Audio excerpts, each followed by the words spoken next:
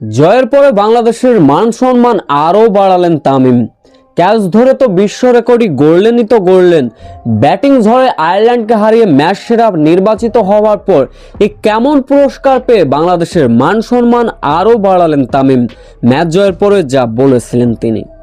সিরিজের প্রথম ম্যাচেই হোঁচট খেয়েছিল বাংলাদেশ। আয়ারল্যান্ডের কাছে হেরে সিরিজে পিছিয়ে পড়েছিল লিটন কুমার দাসের দল। সেইখান থেকে ঘুরে দাঁড়িয়ে পরের ম্যাচেই সমতায় ফিরে টাইগাররা। তাই শেষ ম্যাচটি জিততে হলে সিরিজ নির্ধারণ করবে যে কোনো দল। সেখানে ব্যাটে বলে আইরিশদের উড়িয়ে সিরিজ নিশ্চিত করল বাংলাদেশ। চট্টগ্রামে টসে জিতে আগে ব্যাটিং করতে নেমে 19.5 বলে সব উইকেট হারিয়েছিল আইরিশরা। বাংলাদেশকে লক্ষ্যমাত্রা ছুড়ে দিয়েছিল 117 রানের। ওপেনিংয়ে তামিমের দুর্দান্ত ব্যাটিং, তার 50তেই মূলত এমন জয়। আজকে ফিল্ডিংয়ে দুর্দান্ত ছিলেন তামিম, একাই ধরেছিলেন 5টি ক্যাচ।